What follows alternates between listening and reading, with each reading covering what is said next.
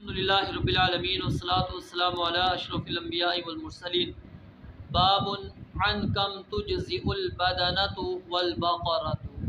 کہ اونٹ اور گائے کی قربانی کتنے افراد کی طرف سے کفایت کر سکتی ہے۔ اونٹ اگر حج کے موقع پر نحر کیا جا رہا ہو تو اس وقت اس کے اندر زیادہ سے زیادہ 7 افراد شریک ہو سکتے ہیں، اور اگر اونٹ عام حالات میں جیسے ہمارے ہاں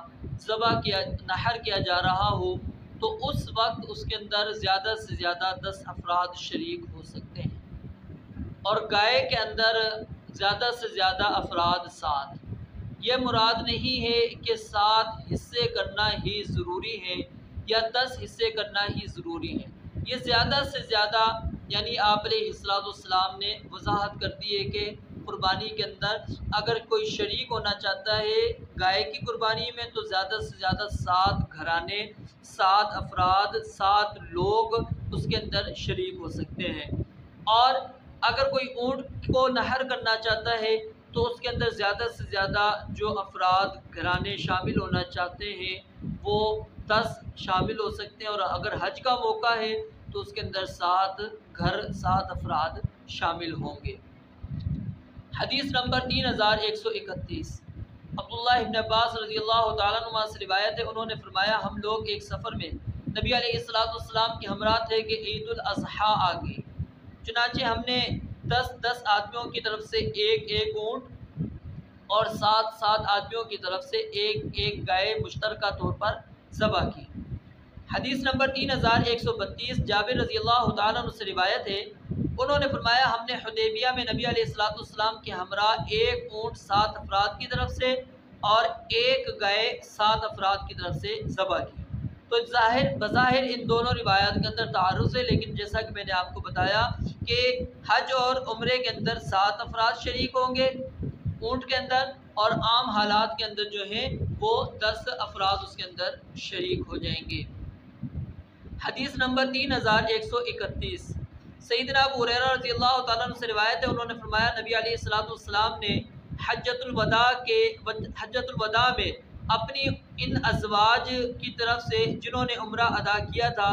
مشترکہ طور پر ایک گائے ذبح کی۔ یہ روایت اگرچہ سند کے لحاظ سے یہاں پر ضعیف ہے، لیکن صحیح بخاری اور صحیح مسلم کے اندر یہ بات موجود ہے، تو یعنی کہ نبی علیہ السلام نے گائے بھی ذبح خود بھی کی اور اونٹ بھی آپ علیہ السلام نے نحر کیا، اور پیچھے ہم سن چکے ہیں کہ آپ علیہ السلام مینڈا بھی ذبح کیا کرتے تھے، تو یعنی کہ ہر قسم کا جانور آپ نے ذبح کیا ہے، تو کوئی بھی آپ جانور ذبح کر سکتے ہیں، اس میں کوئی حرج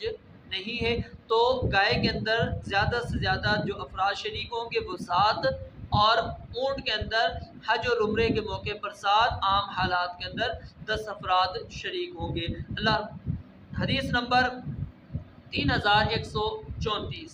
عبداللہ ابن عباس رضی اللہ تعالیٰ عنہ سے روایت ہے، انہوں نے فرمایا نبی علیہ السلام کے زمانے میں ایک بار اونٹوں کی قلت ہو گئی تو آپ علیہ السلام نے گایوں کو قربان کرنے کا حکم دیا، یعنی کہ زیادہ بہتر کیا تھا، آپ اونٹ ہی نحر کرتے، لیکن اب اونٹ کم تھے تو آپ نے گائے ذبح کروائیں۔ یہ روایت بھی سند کے لحاظ سے ضعیف ہے۔ حدیث نمبر 3135، عائشہ رضی اللہ تعالیٰ عنہ سے روایت ہے کہ نبی علیہ السلام نے حجۃ الوداع میں آل محمد صلی اللہ علیہ وآلہ وسلم کی طرف سے ایک گائے ذبح کی، اور یہاں آل محمد جو لفظ استعمال کیا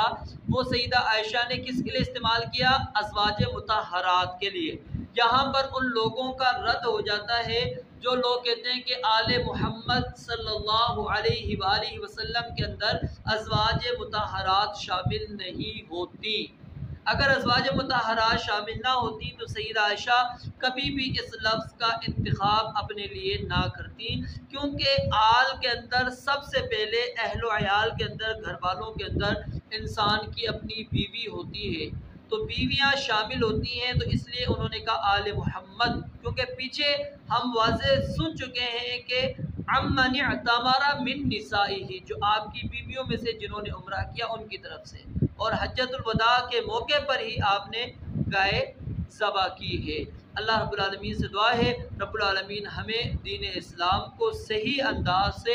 اور صحابہ کرام رضوان اللہ علیہ مجمعین کی فہم کے مطابق سمجھنے کی توفیق عطا فرمائے۔ وآخر دعوانا